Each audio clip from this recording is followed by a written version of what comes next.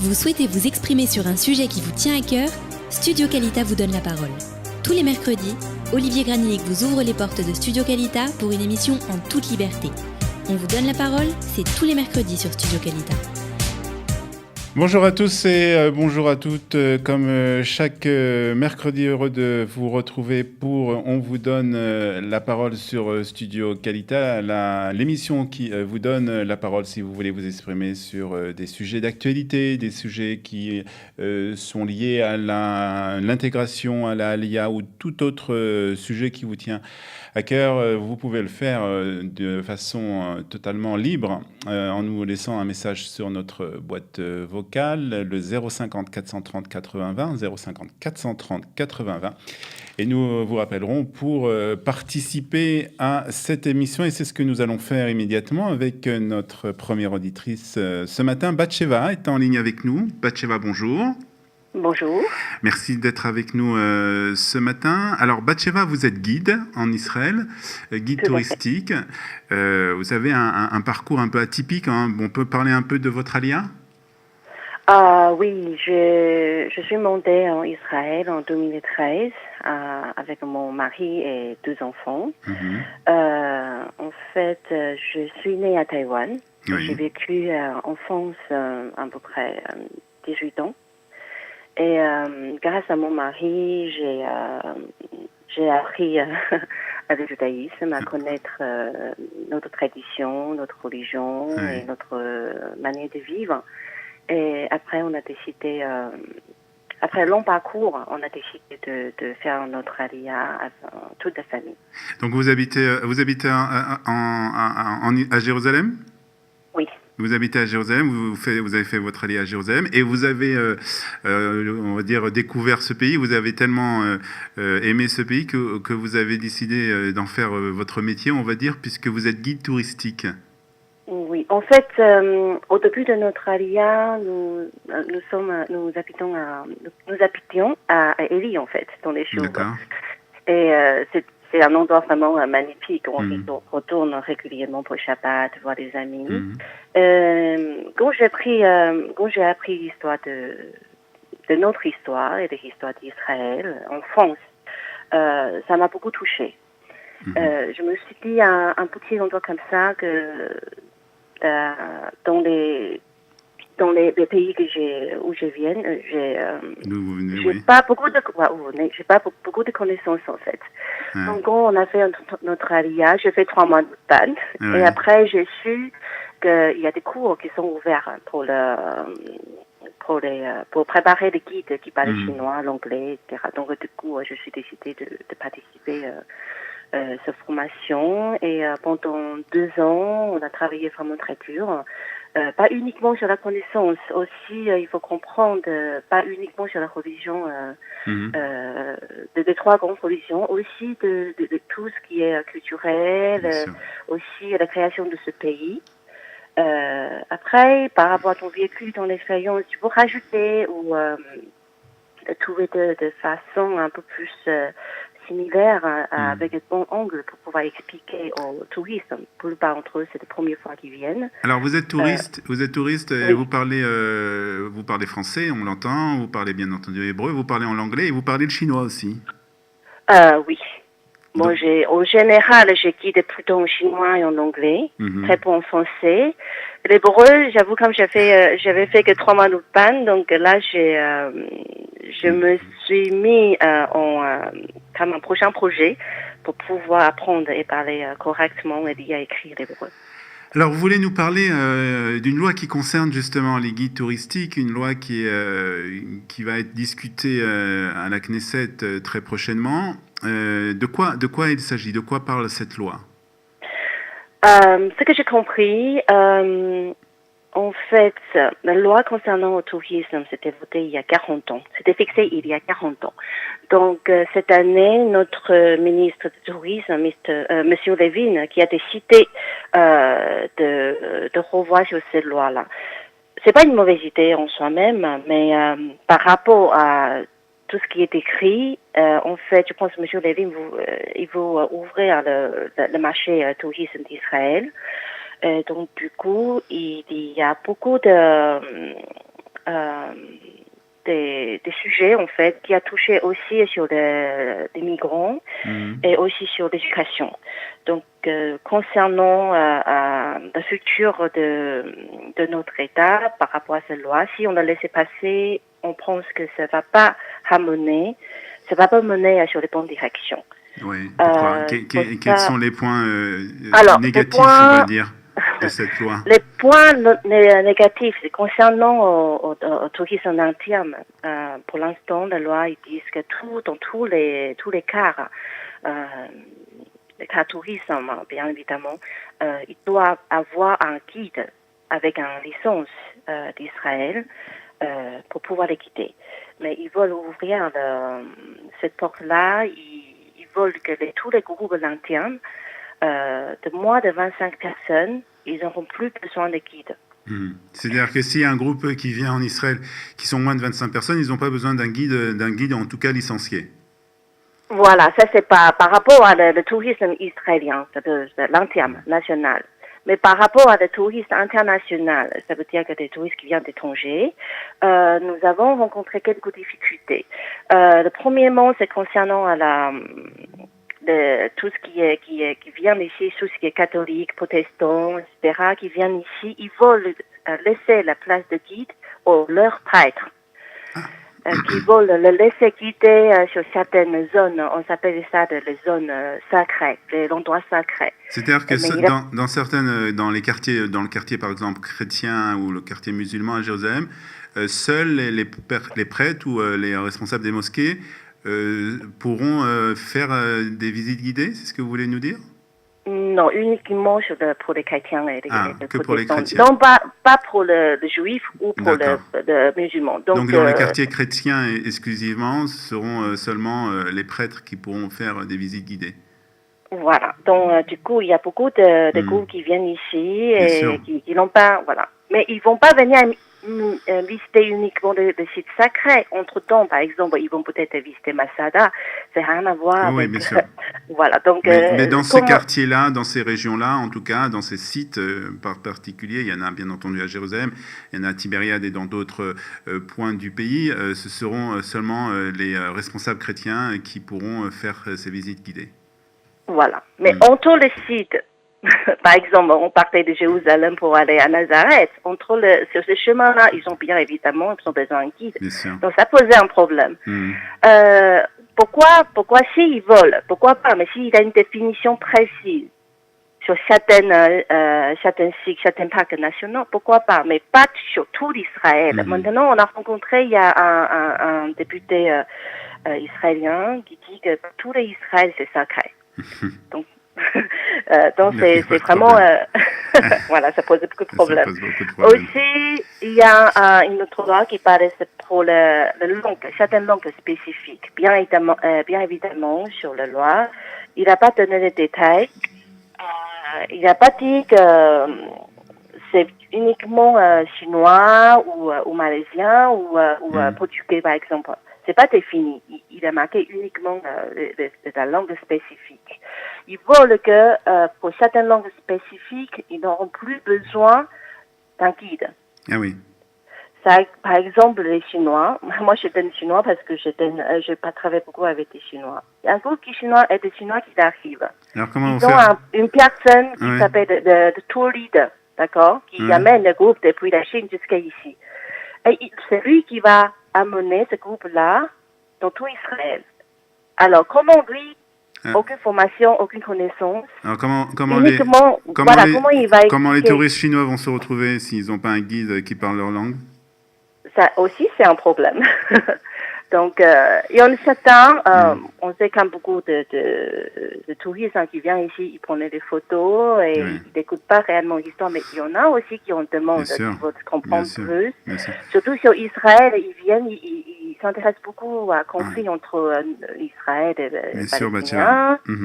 Batsheva, comment vous battez justement contre ces décisions qui sont, je crois, sur le point d'être adoptées par la Knesset, par le Parlement israélien?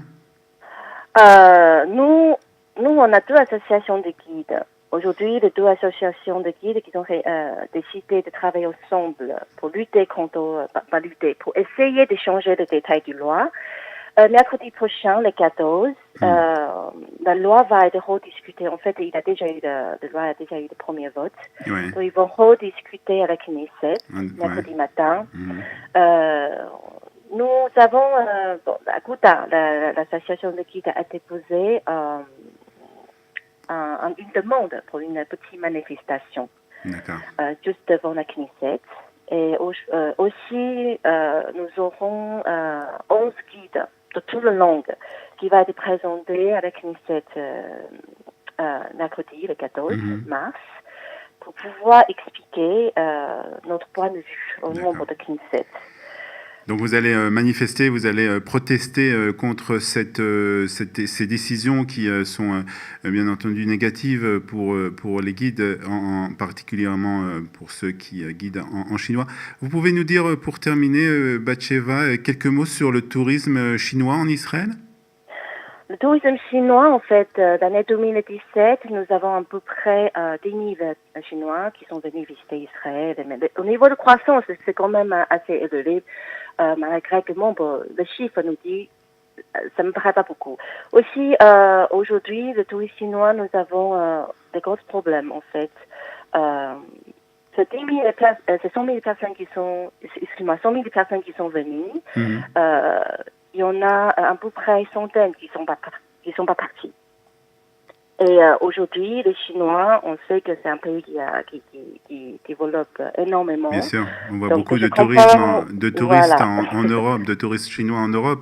Et c'est un pays qui s'ouvre au monde et donc a une soif justement de découvrir plusieurs régions du monde. Donc pour le moment, vous nous dites à peu près 100 000 touristes chinois seulement en Israël? Ouais, tout à fait.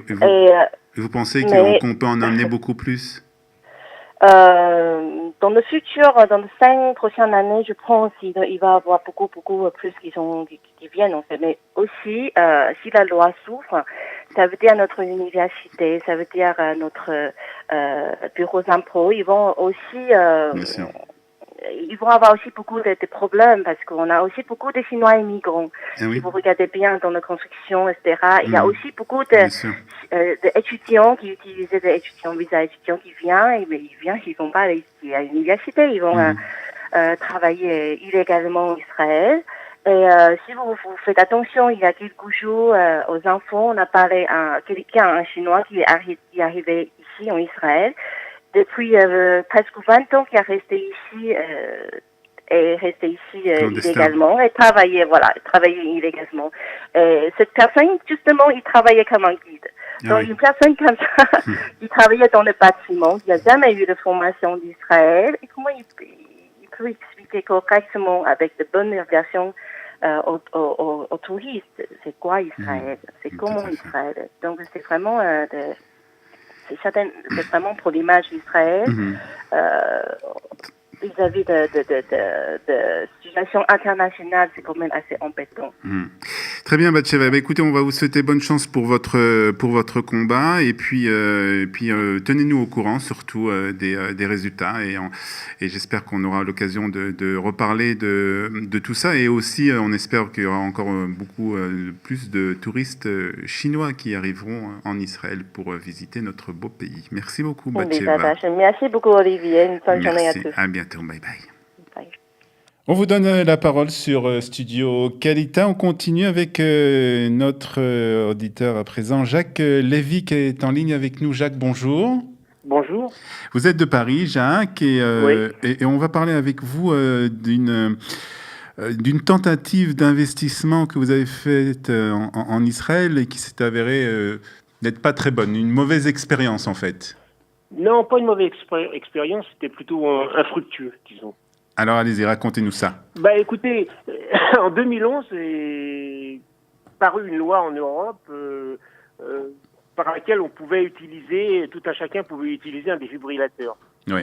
Et donc j'ai créé une petite société ici en France pour diffuser ces appareils. Et si vous voulez, la communauté scientifique disait qu'il était plus facile. Oui. faire du tout. Et donc, comme... Attendez, on a un petit souci avec la ligne, Jacques. On vous entend pas très très bien. Jacques, vous m'entendez mieux là? Voilà, on vous entend mieux. Alors, vous disiez que la communauté médicale... Oui, la communauté médicale en Europe et particulièrement en France a décidé qu'il valait mieux faire mal que rien faire du tout en cas d'infarctus. D'accord. Et comme une minute de si vous voulez, de crise diminue de 10% la chance de survie, au bout de 10 minutes, les jeux sont faits. Donc, ils ont décidé que le grand public puisse utiliser des défibrillateurs semi-automatiques et automatiques en cas de problème. Donc, en Europe, il y en a à peu près, il y en a partout maintenant. C'est ça. Et donc, je crois que c'est une norme dans toute salle où il y a un certain nombre de personnes d'avoir ces appareils à disposition du public.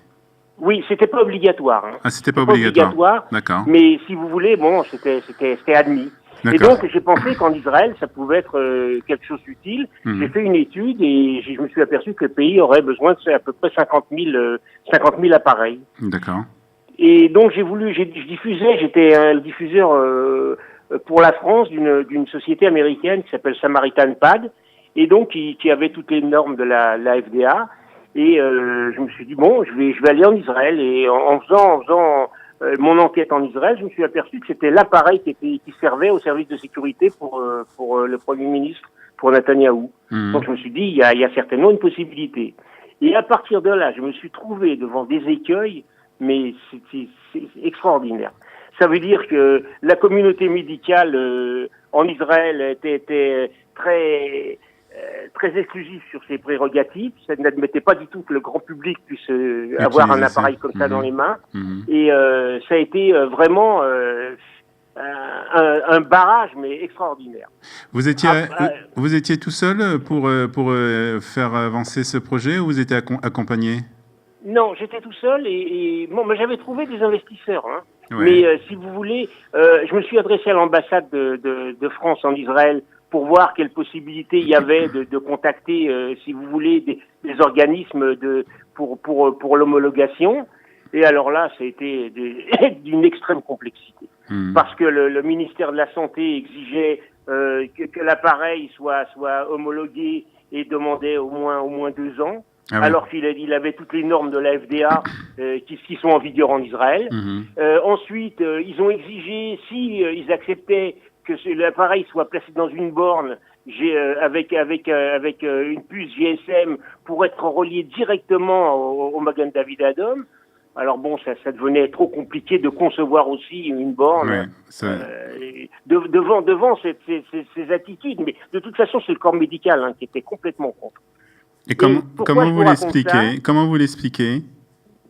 Il y a une espèce d'inertie administrative.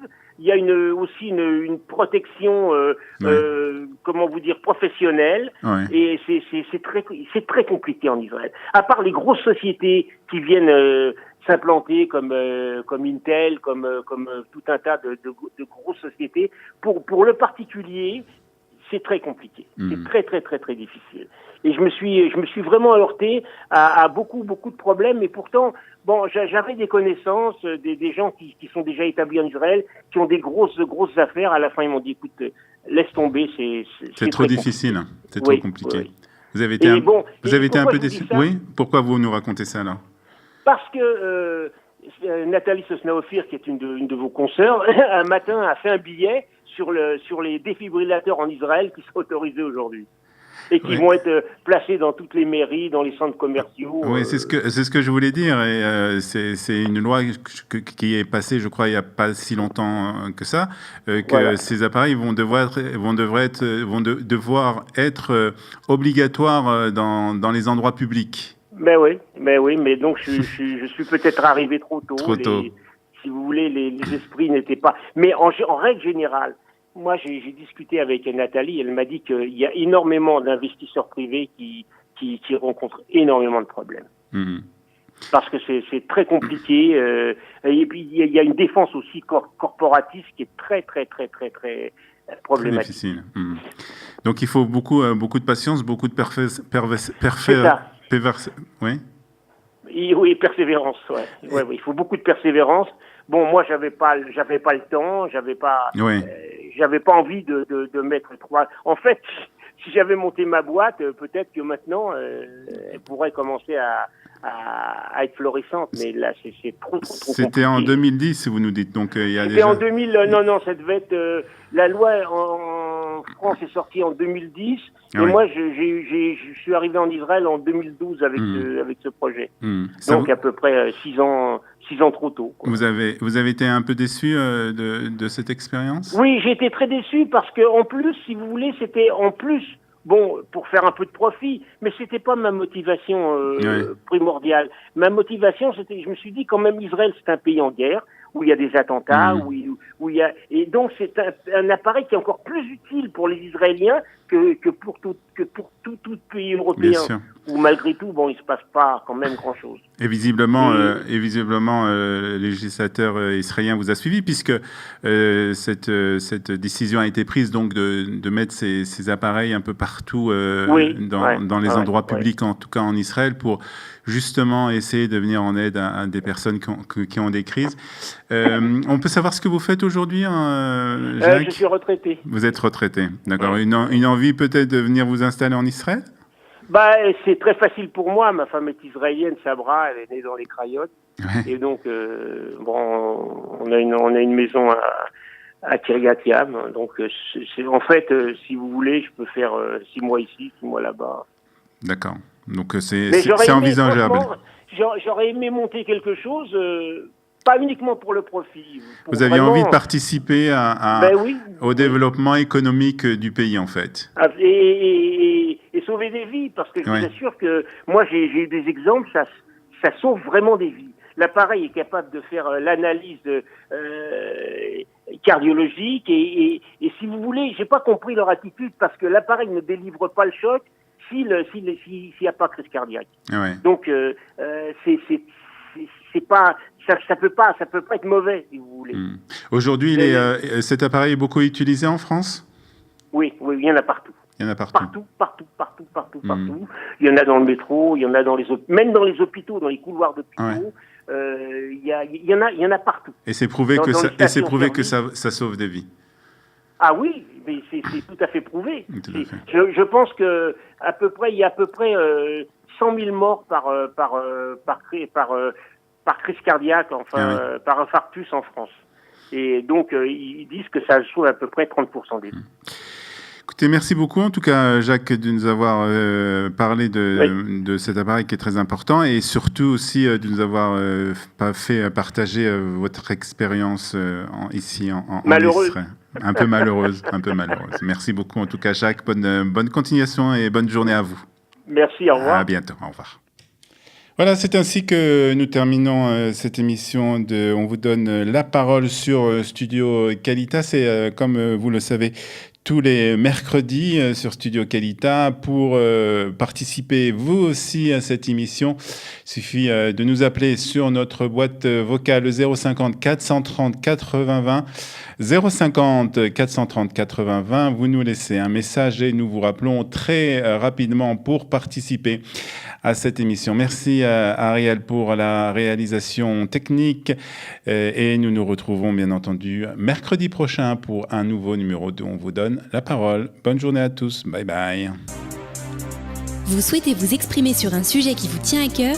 Studio Qualita vous donne la parole.